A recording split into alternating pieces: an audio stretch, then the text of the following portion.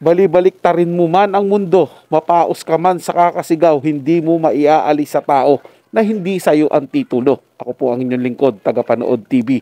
Welcome back po dito sa ating YouTube channel at Facebook page. Isang masaya at masaganang araw po sa atin mga tagapanood. Ngayong araw po, ang ating gagawa ng reaction video ay galing po sa channel ni Showbiz Philippines.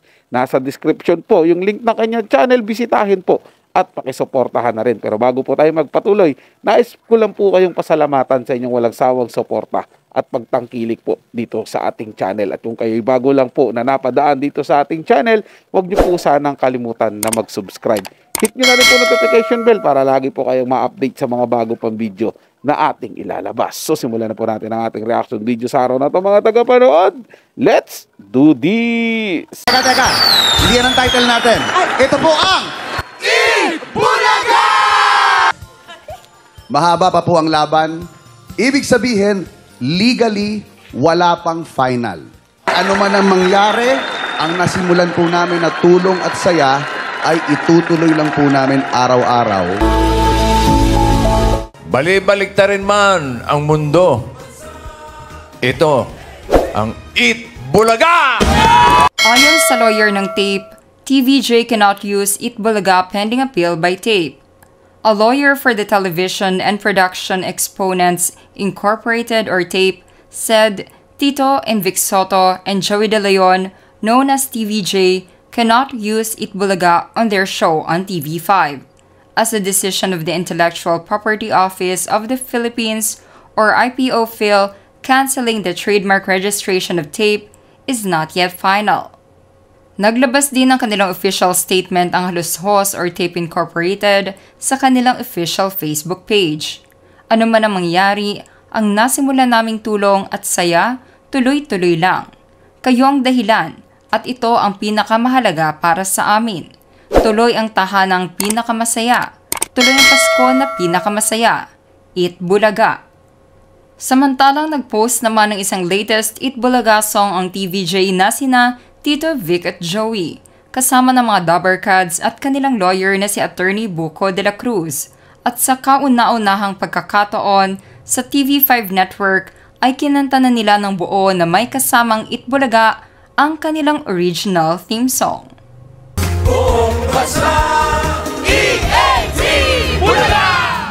Sa latest post naman ng TAPE Incorporated ay ipinakita pa nilang patuloy nilang gagamitin ang titulong Eat Bulaga at ilalaban daw nila ito sa korte hanggang sa mabaliktad nila ang hatol upang mapunta sa kanila muli ang karapatan ng pangalang Eat Bulaga. Dahil dito nagpahayag naman ng mensahe si Attorney Buko de la Cruz sa kanyang social media account. Breaking news! Kinansela na nga ng IPO ang trademark ng tape sa mark o titulong Eat Bulaga.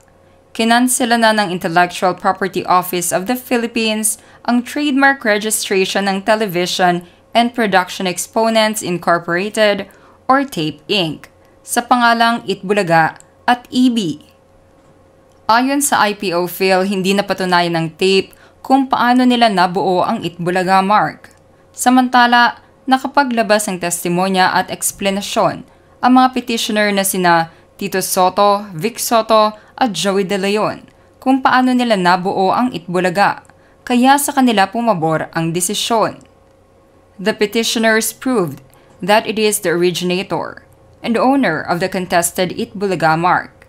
Petitioners' explanation or story on how initially the idea of the Eat Bulaga mark came about did seem believable and credible.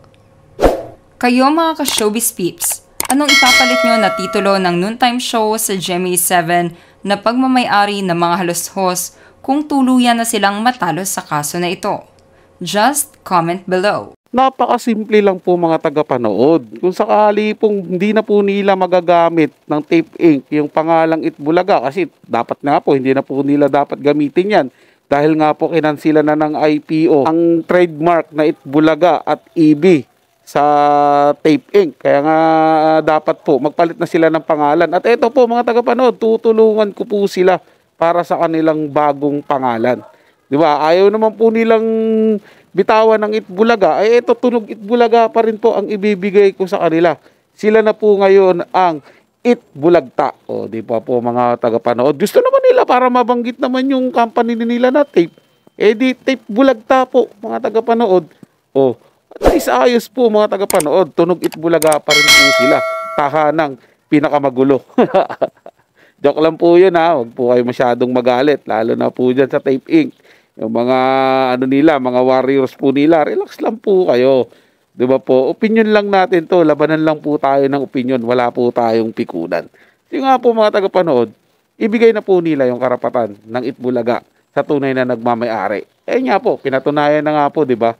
Ang TVJ lang po ang nakapagbigay po ng kumbinsido at naaayon po na testimonya kung paano po nila nalikha ang salitang Itbulaga. Saan nagsimula yung Itbulaga na hindi naman po kayang ipaliwanag ng mga halusos. Dahil paano mo pa may papaliwanag yung isang bagay, hindi po ba, na hindi naman ikaw yung gumawa? O di ba po mga tagapanood? Mahirap po talagang i-explain yan. Mahirap pong gumawa ng buod sa isang bagay na wala ka po talagang kinalaman. Hindi mo alam yung idea na yun eh.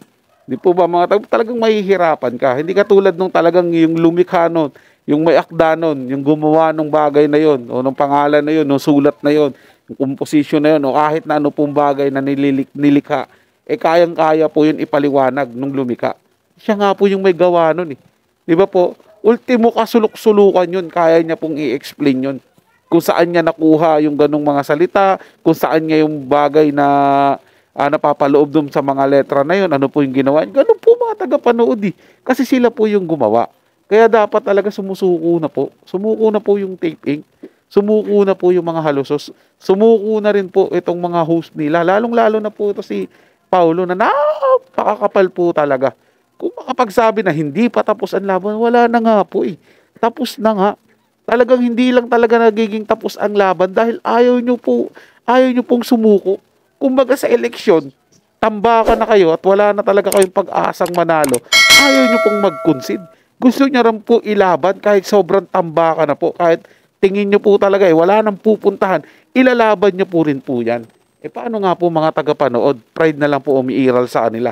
Dahil pag tinanggap po nila, natalo sila at hindi sa kanila yung Itbulaga, magiging sampal po yan mga tagapanood sa kanilang pagmumuka. Biruin nyo po yung inagawan nyo ng programa, yung inagawan nyo ng titulo, at yung sinabihan yung matatanda na at hindi na kaya na magpasikat pa ng isang show, yun ang nanalo, yun ang nakakuha ng totoong, yun ang pinaburan ng IPO, pinaburan ng mga tao. Napakalaking sampal po yun sa kanila mga tagapanood. At isa pa po dyan mga tagapanood, mawawalan po ng saysay yung pinaghirapan nila, yung pinaghirapan po nilang pag-angkin sa Itbulaga. At lalong-lalo na po mga tagapanood, mawawalan na po sila ng kita at tuluyan na po silang babagsak sa mundo ng entertainment.